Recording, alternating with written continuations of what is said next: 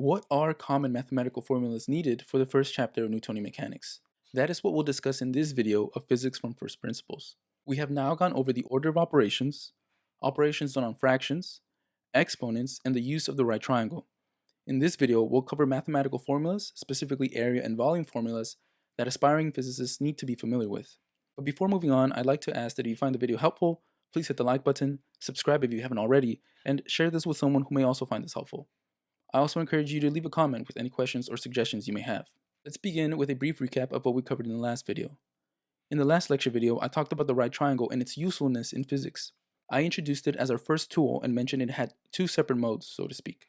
The first one we went over was PT mode, for Pythagorean theorem. We went over the formula for it. A squared plus b squared is equal to c squared, and worked through some problems that showed us it can help find the third side of a right triangle if two other sides are known.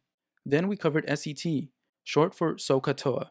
We learned that SOHCAHTOA is a mnemonic that helps us remember three ratios that relate an angle to two sides of a right triangle. Solving problems, we saw that this quote-unquote mode could find any other side of the triangle if an angle and a side were given. Lastly, we also saw how we could use SOHCAHTOA to calculate an angle if two sides were given. The answers to the practice problems will be provided at the end of the video. Let us now begin our discussion on common formulas for shapes you must be familiar with. The first thing I want to talk about is the for what. Why do we need to remember, or at the very least, be familiar with formulas for shapes? It's a simple question with a seemingly straightforward answer. We're studying physics, and we need math, and that's pretty much it. But I find that answer a bit inadequate. The reason for that is that I feel that the question can lead us to a better understanding of how physics allows us to study the world. Let me begin with a very general statement. The world is complicated and imperfect. Now, what do I mean by complicated? Well, when you really think about it, everything is connected in one way or another. Objects are constantly interacting with other objects via forces, a topic we'll cover in Chapter 4. Sometimes these objects are one part in a much larger system, so that's what I mean by complicated. Now, what do I mean by imperfect? You'll find that in almost all cases, the objects we want to study have weird or odd shapes. This can make the math more challenging. So how do we work around this issue? We create models. A model can be thought of as a simplified representation of something we want to study. We include only the information that is essential to help us find the answer that we're looking for. Some examples of this that you will find in your Newtonian mechanics problems are the neglection of friction or air resistance. Part of creating models also includes making assumptions like uniform acceleration or perfect shapes. And this right here is why we need to be aware of mathematical formulas for shapes. Let me give you two similar examples of this. The Earth is an oblate spheroid. It's like a sideways egg. It's a bit flat on the poles and bulges at the equator. However, you'll find that in pretty much all the problems you do in this class, you'll model the Earth as a perfect sphere. Why? Well, again, it's because the math is simplified. Another example can be the shape of the planet's orbit around the Sun. At first, you'll model their orbits as a perfect sphere as you learn about circular motion. Later on, you'll begin creating more accurate representations of their movement around the Sun using the shape of an ellipse. There may be some of you asking, wait, if we neglect certain parameters and make assumptions of something we want to study, doesn't that mean we're not reaching the correct result? And the answer to that question is kind of yes. In the process of simplification, we lose information about what we're studying, and so the answers that we get end up being approximations. But you'll see that these approximations typically match observations and experimental results quite well. Having covered the why, let's finally get to these formulas. The first one I want to go over is the formula for the circumference of a circle. For those who don't know, the circumference is the length of the line making up the circle. In other words, it's the perimeter. That formula is big C is equal to 2 pi r. R represents the radius of the circle. It's the distance from the center to any point on the line making up the circle. I think it's worth mentioning that multiplying the radius times 2 gives us the diameter of the circle. So that's something to keep in mind, as there will be times when you're given the diameter but you need the radius. Let's now go over the area formulas of a few shapes. I'm sure most of you, if not all of you, know that the area for a square in a rectangle is given by the length times the width. The area of a triangle is found by multiplying base times height and then dividing by 2. Finding the area of these three shapes is important for motion graphs. We'll learn later how the area can tell us about an object's displacement, or in other words, its change in position. The formula for the area of a circle is also very important. That is given by pi r squared. You will sometimes encounter questions such as, find the area of a lake with a circumference of 36 meters. I've provided you with all you need to solve this question, so pause the video and give it a try. There's a good chance you've seen a lake before, but if you haven't, then know they come in all shapes and sizes. So if that's the case, then how can we determine the area of the lake? The problem gives us one important piece of information. The lake has a circumference of 36 meters. The key word here is circumference. This tells us we're modeling the lake as a circle. That's good because we're now familiar with formulas for circles. We're given the circumference and we're looking for the area. Let's write down their respective formulas. The circumference is given by 2 pi r, and the area of a circle is given by pi r squared. Notice that in order to solve for the area, we need to know the radius of the circle.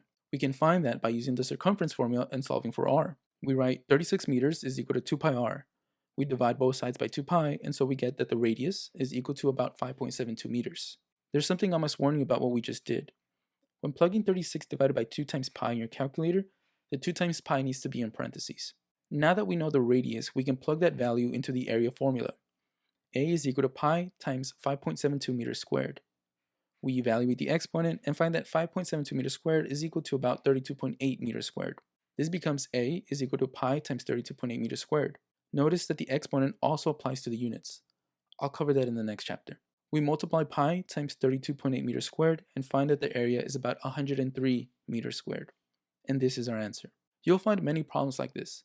You'll be given key information, and from that, you'll have to make certain assumptions about what kind of model you'll use to obtain an answer. The next topic I want to discuss centers around volume and 3D shapes. There are three that I feel are noteworthy. They are cubes, cylinders, and spheres. Let's quickly go over the cube. The formula for that is simple. Length times width times height. Not much to that really. The second shape is a cylinder. The formula for the volume of a cylinder is given by pi r squared times h for height. Moving on to the sphere, there are actually two formulas that I want to talk about regarding the sphere. The first one concerns its volume, and that is given by 4 over 3 times pi r cubed. The second formula is to solve for its surface area.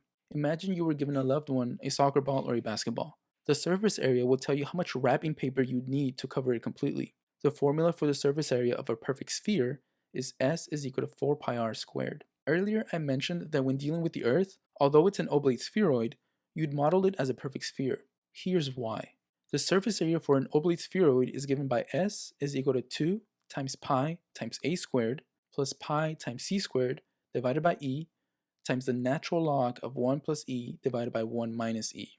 A represents the equatorial radius, c represents the polar radius, and e represents the eccentricity, which is a measure of how much a shape deviates from a perfect circle, or in our case, a perfect sphere. That itself is given by e is equal to the square root of 1 minus c squared divided by a squared. This equation itself is not so bad, but when you compare it to the surface area of a perfect sphere, you can clearly see the difference in complexity. The crazy thing is that they both give an answer that is almost identical. I've gone ahead and done the calculation, but I won't go through it until we've covered scientific notation, significant figures, and percent error. It's important to note that the answer looks identical because I rounded all the values to 4 significant figures. Like I said, I'll revisit this calculation in chapter 1 after we've gone over a few more concepts. This was more to show you an example of how assuming a perfect sphere still gives us an answer that is close to a more quote-unquote accepted value. And honestly, this is a good time to bring up the fact that at the end of the day, it's all models. Even using the more complicated formula, we assumed a perfect oblate spheroid. Earth, however, has mountains, valleys, and a bunch of other features that contribute to changes in elevation. But can you imagine how difficult it would be to get the exact value? I think it's impossible because the Earth is still a geologically active planet. The point of all this is again that it's really all models based on theories, laws, and experimental observations. You'll find that the more we learn about physics and the greater our understanding of mathematics, the better our models will be about the world around us. I cannot stress it enough how important these 3D shapes are in making our lives easier, but all that will have to wait. Anyway, that is it for this lecture video. I leave the following problems for you to try. As always, I'll post the answers at the end of the next video.